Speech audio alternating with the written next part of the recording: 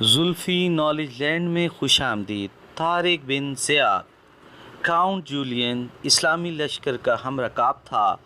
اس کے آدمی دشمنوں میں مل جل گئے تھے اور جاسوسی اور تفرقہ اندازی کی حکمت عملی اختیار کیے ہوئے تھے۔ کاؤنٹ جولین اپنی کمند گات شہزادوں پر پھینکنے میں کامیاب ہو گیا۔ اس نے انہیں ان کی کھوئی ہوئی عظمت یاد دلا کر مسلمانوں کی اطاعت قبول کر لینے میں درخشاں مستقبل کی یاد دلائی۔ چنانچہ گات شہزادوں نے طارق کو اپنے پیغمبر کے ذریعے راڈرک کی حکومت پر غاصبانہ قبضہ کر لینے اور ان لوگوں کا اپنے حقوق سے دستبردار نہ ہونے سے مطلع کیا اور اپنی موروثی جاگیریں واگزار رکھنے کی شرط پر اسلامی لشکر کی مدد کرنے پر آمادگی ظاہر کی۔ یہ شاہی جاگیریں اندلس کے نہایت ہی زرخیز علاقوں میں 3000 کی تعداد میں تھیں۔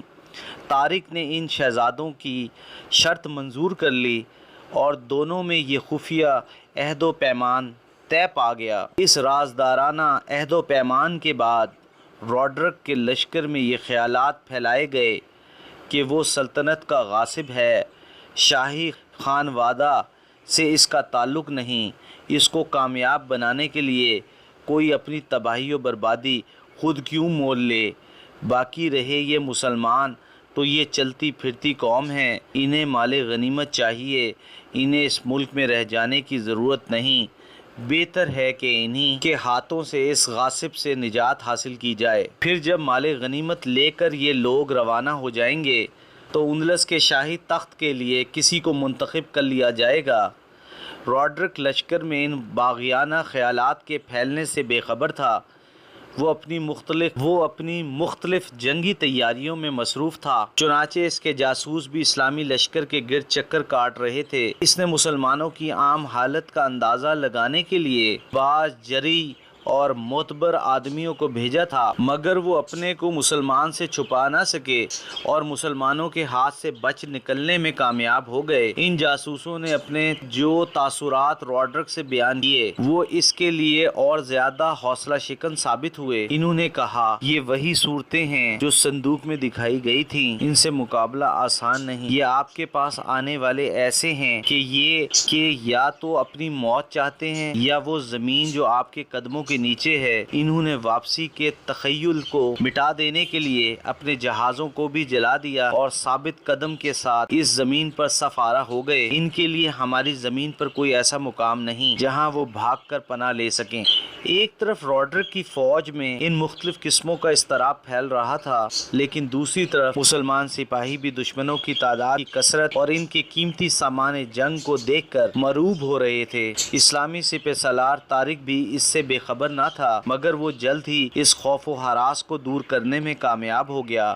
چنانچہ اس نے اسی رات کو، جس کی صبح کو لڑائی شروع ہوئی، مسلمانوں میں جوش و ولولہ اور عزم و استقامت کی روح پھونکنے کے لیے ان کے سامنے ایک بڑی پرزور تقریر کی، جس نے مسلمانوں کے ڈوبے ہوئے دلوں کو سنبھال لیا اور وہ لڑنے مرنے اور فتح مندی سے ہمکنار ہونے کے لیے تیار ہو گئے۔ طارق کی یہ تقریر تاریخی کتابوں میں قلم بند ہے۔ اس نے حمد و ثنا کے بعد کہا، مسلمانوں، یہ خوب سمجھ لو، اب تمہارے بھاگنے کی جگہ کہاں ہے؟ سمندر تمہارے پیچھے ہے اور دشمن تمہارے آگے۔ اللہ کی قسم، اب سوائے پامردی و استقلال کے تمہارے لیے کوئی چارہ باقی نہیں رہا۔ یہی دونوں طاقتیں ہیں جو مغلوب نہیں ہو سکتی، یہی دونوں فتح مند قومیں، یہی دونوں فتح مند قوتیں ہیں جنہیں فوج کی قلت تعداد نقصان نہیں پہنچا سکتی اور نہ کسی فوج کی کثرت بزدلی، سستی، نامردی، اختلاف اور غرور کے ساتھ کسی کو فائدہ پہنچا سکتی ہے۔ سمجھ لو تم اس جزیرہ میں ایسے ہی ہو جیسے یغمائی بخیلوں کے دسترخوان پر ہوتے ہیں۔ تمہارے دشمن اپنی فوج اور سامان جنگ کے ساتھ تمہارے سامنے آ چکے ہیں۔ ان کے پاس سامان رست کا ذخیرہ بھی وافر ہے، مگر تمہارے پاس کوئی سامان نہیں۔ بجز تمہاری تلواروں کے تمہارے لیے کوئی رست نہیں، سوائے اس کے کہ تم اپنے دشمنوں کے ہاتھوں سے چھین کر حاصل کر لو۔ اگر تم نے کوتاہی کی اور کچھ حاصل نہ کیا تو تمہاری ہوا اکھڑ جائے گی اور تمہارے دشمنوں کے دلوں میں تمہارا رعب پیدا ہونے کے بجائے تم سے مقابلہ کرنے کی ہمت پیدا ہو جائے گی، اس لیے تم اپنے آپ کو کسی ایسی رسوائی میں پڑنے سے پہلے اس سرکش کو زیر کر کے بچا لو جو اس قلعے بند شہر سے تمہارے مقابلے کے لیے نکلا ہے۔ اگر تم اپنی جانوں پر کھیل جاؤ تو کامیابی تمہارے قدم چومنے کے لیے فرش راہ ہے۔ میں تمہیں کوئی ایسی دعوت نہیں دیتا جس کو خود قبول کرنے کے لیے تیار نہ ہوں۔ میں تمہیں ایسے مقام پر لایا ہوں جہاں سب سے سستی چیز انسانوں کی جانیں ہیں، اور سب سے پہلے میں اپنے آپ سے شروع کرتا ہوں۔ یہ خوب یقین رکھو کہ اگر تھوڑی دیر کی تکلیف اٹھا لو گے تو اس کے بدلے میں ایک زمانہ دراز تک عیش و راحت اٹھاؤ گے۔ تم اپنی جانوں کو میری جان سے زیادہ قیمتی نہ بناؤ، تمہارا اور میرا حصہ برابر ہے۔